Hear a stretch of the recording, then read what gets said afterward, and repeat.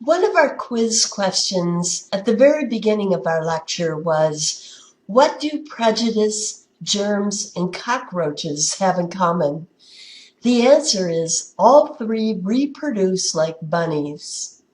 This introduces our next topic, the perpetuation of prejudice, even in the light of disconfirming evidence.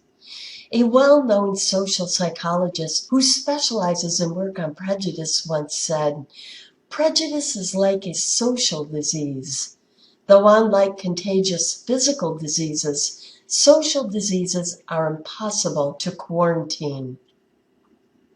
So what makes prejudice spread so easily and not die out, even in the light of ample information disconfirming stereotypes?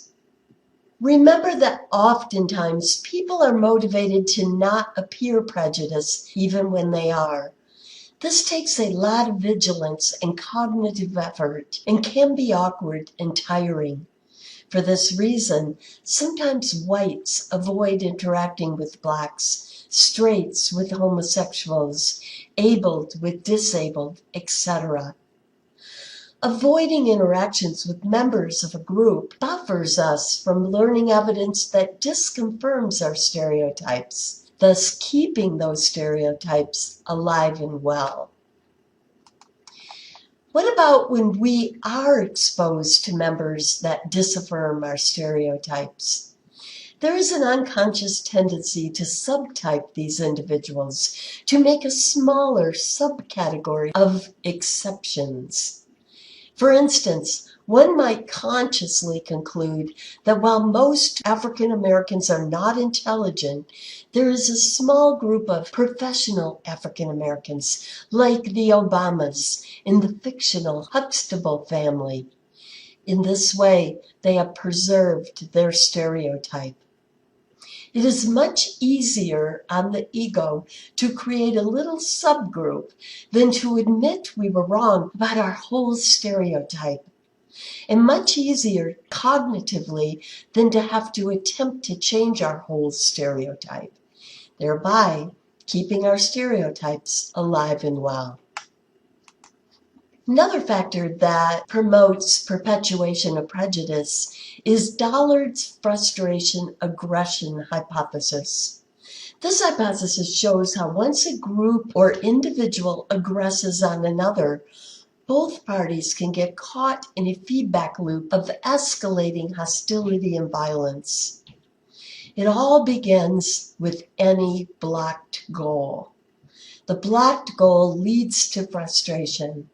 This leads to a harmed ego, a feeling of a loss of power, and this leads to aggression. The aggression then leads to enhanced ego, feeling some restoration of power, feeling like you were able to do something about it. Who are the scapegoats? Who gets blamed, aggressed upon? Sometimes the person or persons who cause the block goal, but oftentimes not. First, those who are already victims of prejudice are more likely to be misperceived as the cause of the block goal. For instance, many white supremacists come from poverty and blame their situation on competition on the part of immigrants, even though there is not a scarcity of the types of jobs held by most immigrants by far. Thus, they revolt against immigrants instead of a rigged economic system. By the way, factory management often encourages different races to think they are competing for the jobs. In this way, they can avoid workers getting too close and too united and unionizing for fair wages and benefits for all. Another common scapegoat is those who are less powerful and less able to retaliate. Like the child whose parents blocked their goal, that child is more likely to take their frustration out on a pet or a younger peer because it's safer than taking it out on the real source. They choose scapegoats who are less able to retaliate. Minorities who are oppressed often have little or no recourse. Aggression builds ego, though only temporarily. It is still a powerful motivator when the perpetrator's ego is harmed. And of course, their aggression toward the victim becomes the victim's blocked goal, frustration, and harmed ego. Dollard's model helps explain why the first aggression occurs and how that aggression causes the victim's frustration and aggression, and so on, in an escalating spiral of violence. Remember the actor-observer effect? This also perpetuates prejudice, the tendency to discount the situation when observing others' failures or bad behavior, but not our own. An example, the tendency to think others are poor because they are lazy, you because you were laid off. And of course, it's the opposite for successes or good behavior, right? So this also powerfully perpetuates prejudice. And self-fulfilling prophecy can help to explain how in-groups often cause out-groups to act in a stereotypical manner, thus leaving the stereotypes alive and well. Suppose you have a stereotype of Asians being rude. Because you expect them to be rude, you treat them rudely. They act rude in response.